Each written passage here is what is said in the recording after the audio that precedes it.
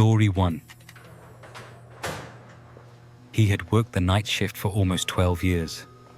Quiet corridors, empty rooms, the steady rhythm of cleaning and maintaining the parts of the hospital most people never thought about. His job rarely changed. His route rarely changed. His routine was his shield against the long hours and the stillness that clings to a building after midnight. But on a rainy Thursday morning at 1:37 a.m., that routine cracked. He was making his way through the East Wing, pushing his cart past the closed surgical unit, a section that had been shut down for nearly 6 years due to structural issues. No patients, no staff, no equipment, no reason for anyone to be inside. The lights were programmed to stay off. The doors were controlled electronically and remained locked unless manually overridden. That night, as he passed the frosted glass window of the surgical hallway, he froze. The sound came first. Slow, deliberate footsteps. Too heavy to be a child. Too measured to be someone rushing. Each step echoed with an unnerving clarity, as if the walls themselves were amplifying it. He stood there, gripping the handle of his cart, listening as those footsteps traveled from the far end of the hall to somewhere close to the door, just feet away from where he stood. He tapped the access screen. Locked. He tried to peer through the glass, but the flickering emergency light inside gave him only shifting shadows and reflections of his own face. When he finally managed to get security on the radio, the footsteps stopped. And with them, the hallway fell into a silence so complete, it felt staged. He checked anyway. He had to. Protocol demanded it. He radioed in for permission to enter, and though the guard on duty sounded annoyed, he authorized the temporary override. The door slid open. A burst of cold air washed over him, colder than the rest of the hospital by several degrees. He stepped inside with slow, cautious movements. The hallway was empty. Absolutely empty. No footprints, no disturbed dust, no signs of entry. He walked the length of the corridor, pushing open doors to rooms that hadn't seen a patient in years. Everything was undisturbed. When he stepped back out, he radioed to confirm that nothing was inside. He wanted to leave it at that. But an hour later, as he passed by again, those footsteps returned. This time, he didn't open the door. He didn't move at all. He just stood there, listening. The steps went back and forth, sometimes quickening, sometimes slowing, almost as if whoever was inside was pacing, thinking, deciding. What unsettled him most was how the steps would suddenly stop, and he could feel without seeing that something was standing right on the other side of that glass, as if it knew he was there. He requested that security pull the camera footage, and that's when the story took a turn he never recovered from. When the guard sent him the still frames, he didn't want to look. Something inside him resisted, but curiosity pushed harder than fear. The footage showed him in the dim hallway, standing with his hand on the door panel, and behind him, only visible in the grainy, stuttering frame of the camera, stood a tall, obscured shape. Not quite close enough to touch him, but close enough that its presence was undeniable. Its proportions were off, too long in some places, too narrow in others. It hovered in the background, motionless, but unmistakably watching him. He swore he hadn't heard anyone approach. He hadn't felt anyone behind him, but the camera didn't lie. The figure lingered behind him for 5 full seconds, then slipped out of frame in a way no person should have been able to move. Yet the hallway he had checked moments later had been empty. Security told him the surgical wing camera, the one facing the locked room, caught something else. Something that turned their curiosity into full concern. At exactly 1:52 a.m., a head-shaped silhouette leaned around the corner of the sealed surgical room. It remained still for several seconds, partially obscured by darkness. Then, with a jerking motion, it withdrew. The problem wasn't the shape. It wasn't the way it moved. The problem was the timestamp. The surgical room was completely locked. No badge access had been used. No staff had gone in or out for months, and the maintenance logs confirmed the doors hadn't been opened in weeks. The hospital administrator reviewed the footage twice before quietly instructing the custodian not to return to that wing again. He was moved temporarily to the opposite side of the building. But the following night, at precisely the same time, 1:37 a.m., the motion sensor in the closed surgical wing activated again. The system picked up an outline. Something tall. Something standing exactly where he had seen nothing the night before. This time the custodian didn't investigate. He signed an incident report, turned in his badge, and left the hospital without saying a word. A week later, the surgical wing was resealed.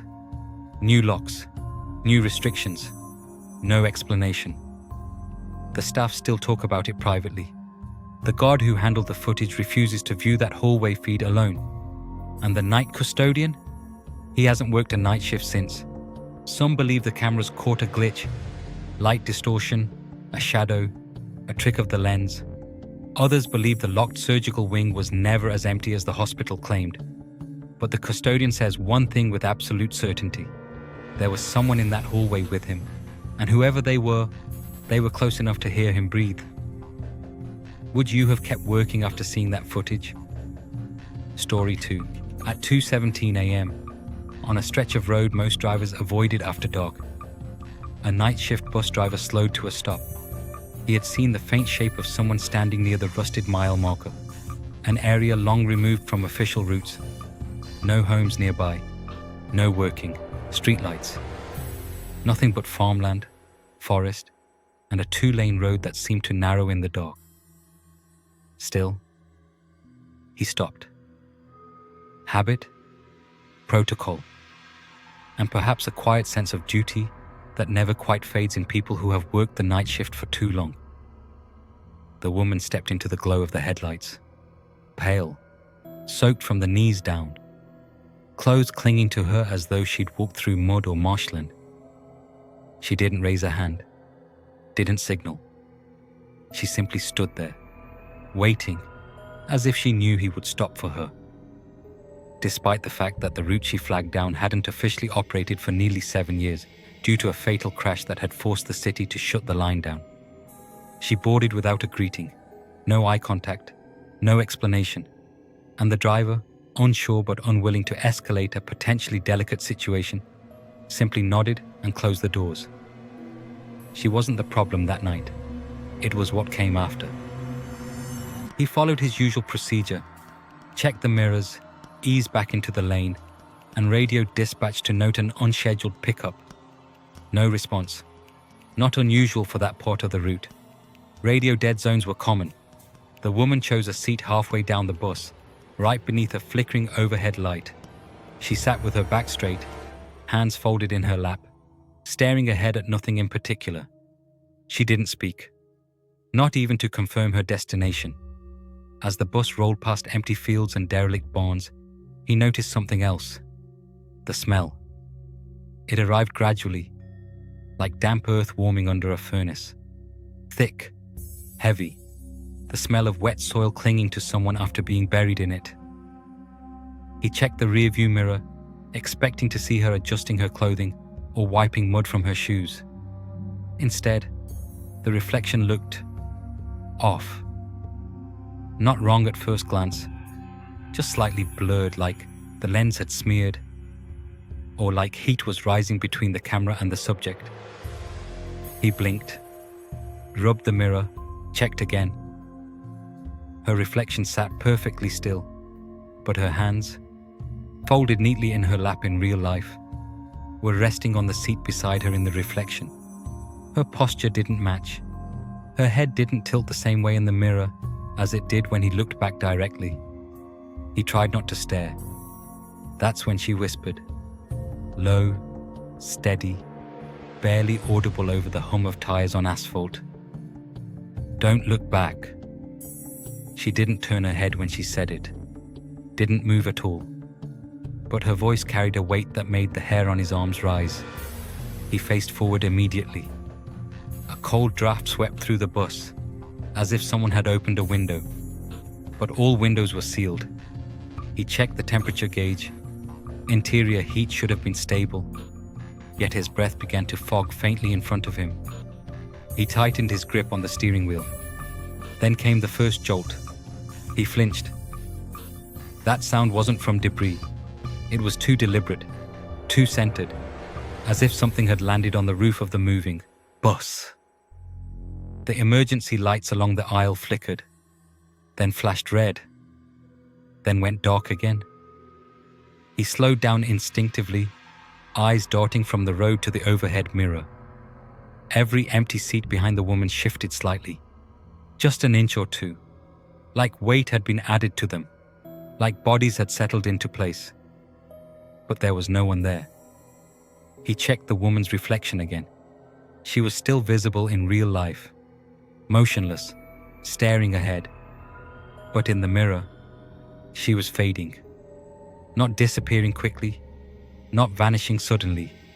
She was simply thinning. Her outline dissolving piece by piece, replaced by an empty seat that did not match the real world. He swerved slightly, panic tightening in his chest. "Don't look back," her voice repeated. Calmer now, as though the warning had become a reminder. Something scratched across the roof, slow, dragging. The metal vibrated above him. He tried to maintain speed, but his instincts pulled his foot toward the brake. When he finally tapped it, just once, barely enough to reduce momentum, he made the mistake of stopping the bus. The moment the wheels stilled, the scratching stopped, the cold vanished, the flickering halted. Outside, the field stretched into darkness with not a single farmhouse light in sight. The woman stood up, slowly. She didn't look at him, didn't say a word. She walked down the aisle, her wet shoes leaving faint marks on the floor mats. When she reached the door, she pressed the button to open it. He didn't remember enabling that function, but the door opened anyway with a hiss. She stepped out into the mud on the side of the road. He watched her silhouette fade into the fog that hugged the ditch.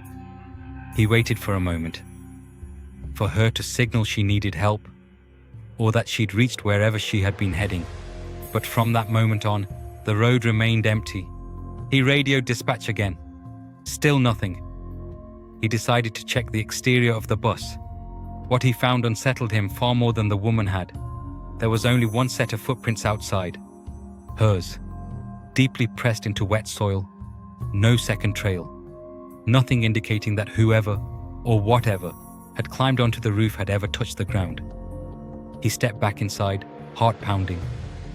The bus was dark except for a single dim light near the rear. And then he heard it. Breathing. Not human breathing. Not panicked, not labored. Just steady, slow, drawn-out breaths coming from the back rows. He froze as he watched the seats, one by one, bend inward, sinking under invisible weight, like something massive was shifting between them. The air in the bus thickened. The aisle felt narrower. His vision blurred as he tried to focus on the shadows, moving just beyond the last row. Every instinct he had told him not to move, not to speak, not to run. He closed the bus doors, returned to the driver's seat, and drove the remaining 12 miles to the depot without looking in the mirror even once. When he arrived, he stumbled out of the bus, shaking, and called dispatch directly from the office phone. That call was recorded. According to the logs, the timestamp on the audio file shows he made the call 20 minutes after. The bus arrived at the station. 20 minutes where the engine was still warm. 20 minutes where the interior lights remained on. 20 minutes where no one saw the driver step out. And the bus? It was empty. All the seats were undisturbed. No footprints. No signs of a passenger. But the mud on the floor told a different story. And the smell of wet soil lingered in the air long after the driver quit his job. Story 3. Camera number 12 had always been a problem. The guard reported that it flickered more than the others, dropped frames, and sometimes froze entirely. But even on its clearest nights, there was a shape behind the conveyor belt that shouldn't have been there.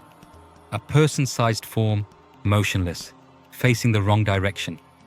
Every guard who went to check found the space empty. Clean floor, no footprints, no signs of anyone hiding.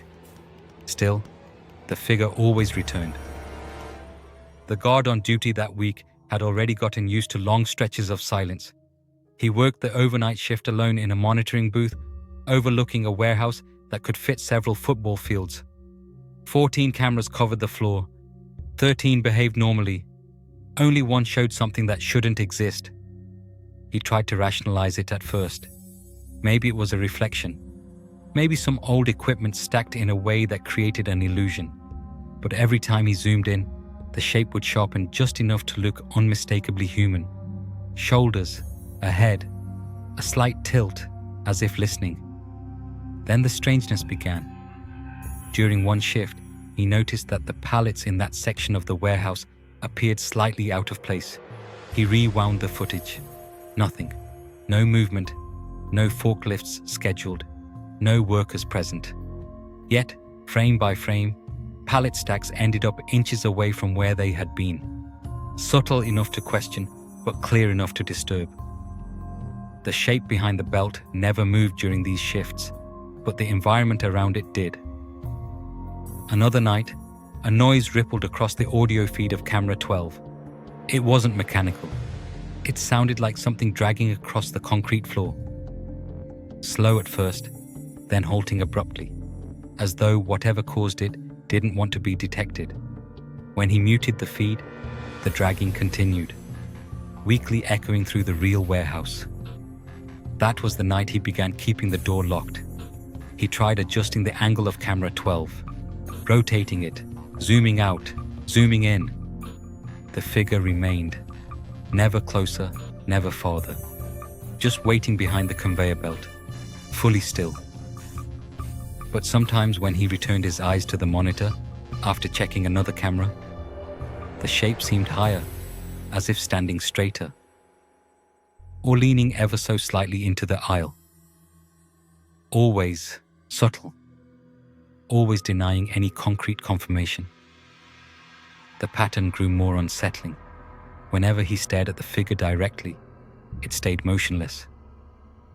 But the second he looked away, even for a blink, even to check a different camera, something changed in the scene. Boxes would be tilted, the belt would be in a different position. Once, a set of tools appeared on the floor that no one had used in years. It was as if the warehouse itself was rearranging while he wasn't watching. One shift, he felt a pressure behind him, like someone standing too close. He checked the camera that covered the control room. It showed him sitting alone. But in the corner, a faint shape, reflective only for a moment, stood behind his chair.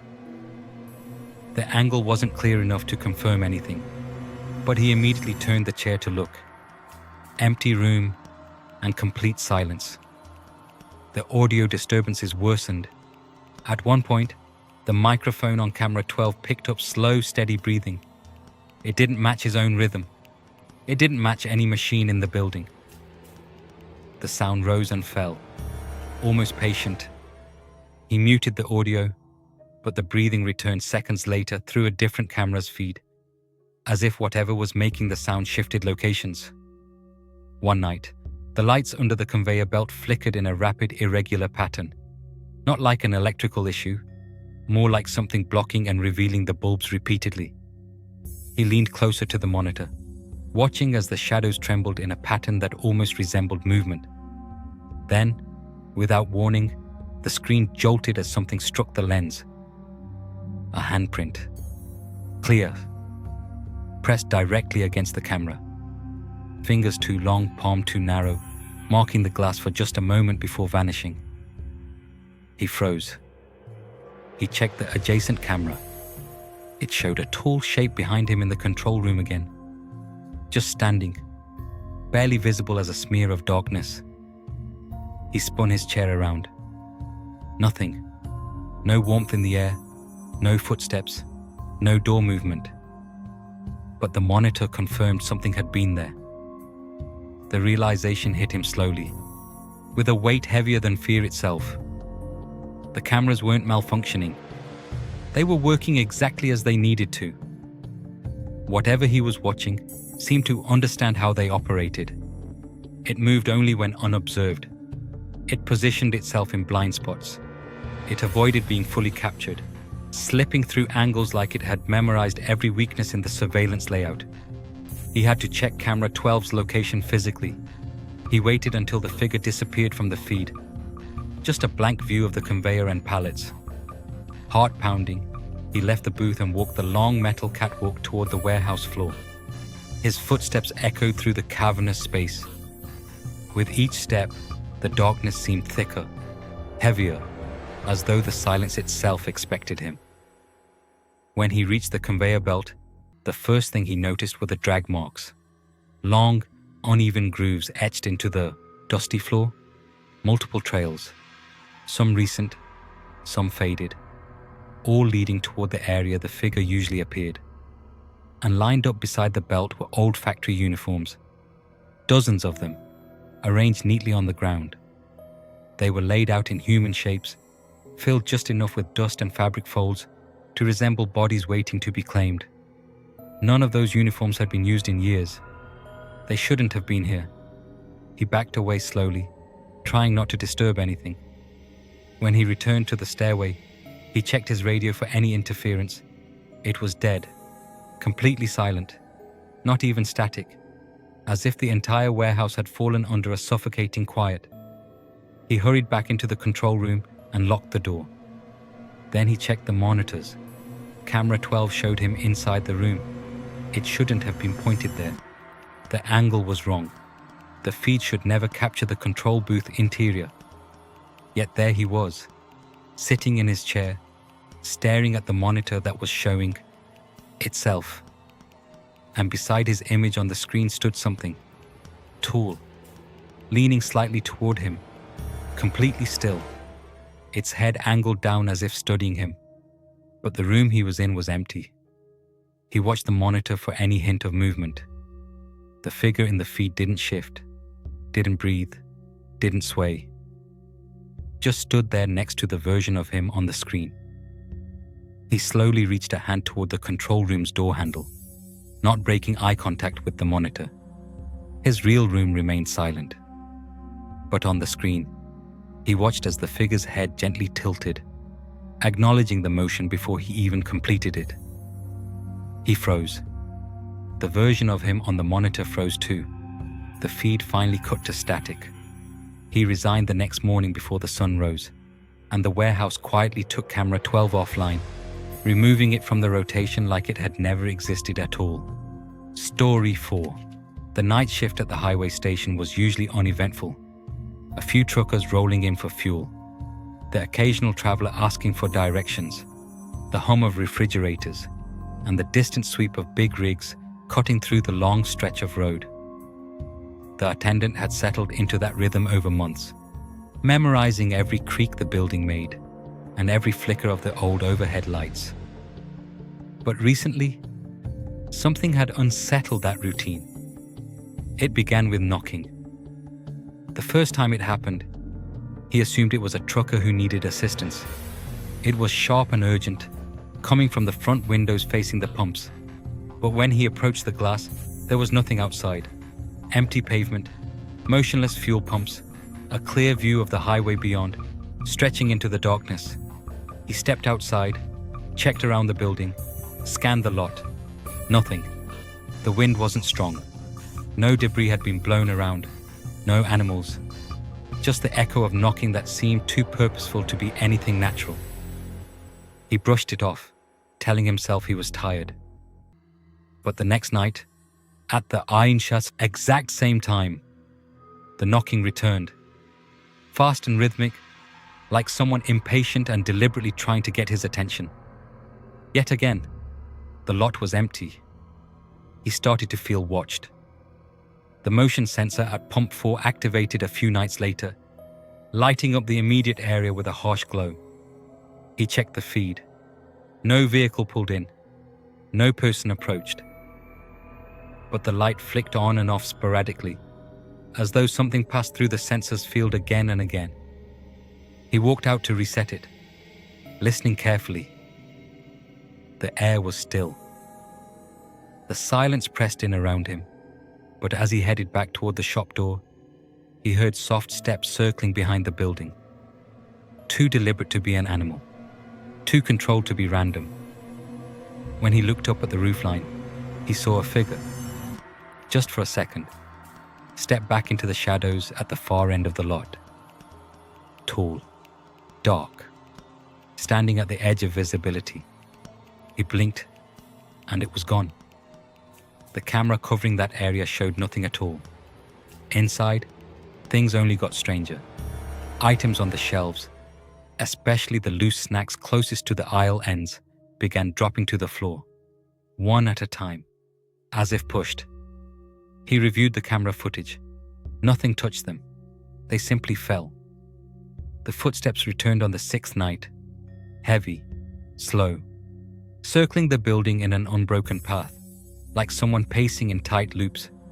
They grew so loud he could feel them reverberate through the floor, but the lot outside remained empty. He tried opening the door, hoping to confront whoever was toying with him. The moment he cracked it open, the footsteps stopped. Then, the gas pumps activated. A single pump handle lifted slightly, then fell. The pump screen lit up as though someone had squeezed the trigger for fuel. But there was no car, no human. The register beeped inside, logging the activation. The attendant froze, hesitating to step outside again. The pump turned off after a few seconds, going dark on its own. He checked the cameras repeatedly, every angle, every corner, every inch of the lot, all empty. The tension escalated when the station phone rang. The screen displayed no number, not even a blocked or unknown ID. Just blank. He answered. Silence at first, followed by breathing that didn't match his own. A slow, steady inhale and exhale, too close to the receiver. Then the line cut out abruptly. He walked toward the storage room to clear his head, but something whispered inside before he reached the door. Too faint to make out words, too close to ignore. He backed away slowly, gripping the counter as a chill crawled up his spine. He turned to the freezer doors, catching a glimpse of a shape in the reflection behind him. Not facing him directly, standing slightly angled, as though waiting for him to notice. He spun around. Nothing there. The door handle to the shop's entrance began rattling violently moments later. Not like someone trying to open it normally, like someone shaking it with both hands, testing its strength. The door bowed slightly, the frame creaking under pressure. He stepped back, heart pounding, expecting to see a face pressed to the glass. Nothing. Then came the worst sound of all, the knocking again. But this time it wasn't coming from the front windows. It was coming from the locked office door behind him. A steady series of knocks, paced and controlled, as though whoever, or whatever, was knocking knew he couldn't ignore it this time. He stared at the door, knowing he had locked it earlier. The knocking didn't stop. It continued with a rhythm that almost matched a heartbeat, echoing through the small station. He moved toward the door cautiously, each step heavier than the last. His hand trembled as he unlocked it. Inside, the office looked completely normal at first glance, but when he shut the door behind him, he turned and saw the walls. Every surface, ceiling to floor, was covered in handprints. Hundreds of them. Some small, some large, all smeared as if pressed in haste. No dirt, no ink, just faint, dark stains that formed the shape of palms and fingers clawing across the drywall. He checked the CCTV system immediately, desperate for a logical explanation. Instead, the monitor glowed with a playback he didn't initiate. The footage auto-rewinded, showing the interior of the office at the start of his shift, before he even arrived. The room was dark, quiet. Then the knocking began from the inside, captured clearly by a microphone he didn't know existed. The door vibrated in the recording, as though something trapped inside wanted out. The frame shifted, revealing the office interior more clearly. A figure leaned into the shot, knocking from within the room. The face wasn't distinct. It was too blurred, too distorted. But it knocked in the exact same rhythm he'd heard all week. The recording jumped suddenly. Now it showed the shop's main counter, the front door, the aisles, and then the camera turned, zooming in on something sitting behind the register. His own face. Not in real time, not in the present, but captured minutes earlier on the footage, before he had even walked into the office. He watched himself lift his head in the recording, staring directly into the lens, as if aware he was being watched. His real body froze as the recording ended with a static snap. He didn't close the store that night. He left everything as it was. Lights on, register open, keys on the counter, and drove home faster than he had ever driven before. He didn't return for his next shift, but at exactly 3:08 a.m., the night after he quit, the station's cameras triggered automatically. The knocking returned. This time, though, it wasn't just knocks. A voice whispered through the microphone with eerie clarity, as if speaking directly into someone's ear. "Let me in. You were here last night."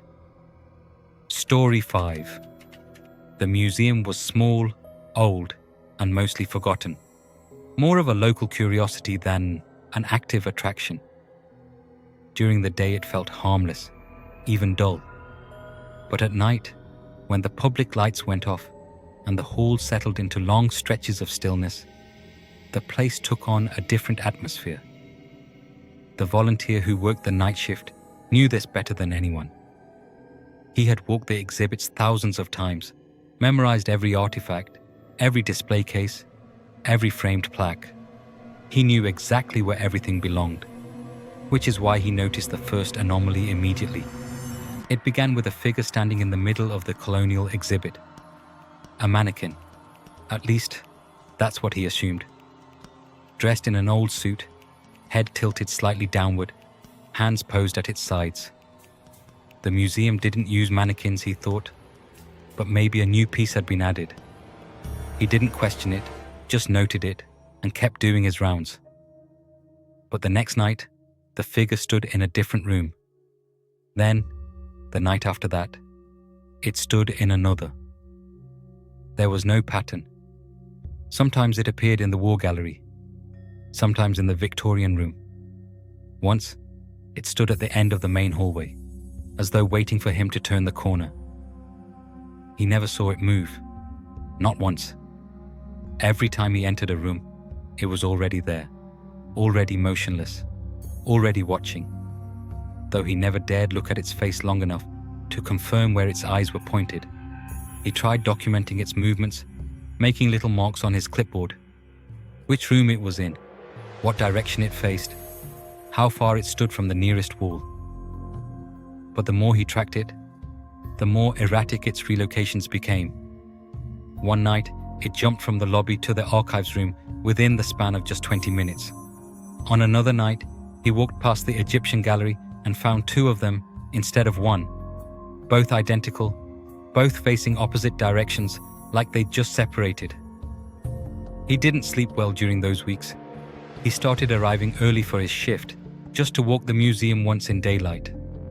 The figure was always gone by then, every morning, no trace of it in any room. He tried reporting it, but the director brushed it off. "We don't use mannequins," the director said. "Probably something left in storage decades ago. I'll check."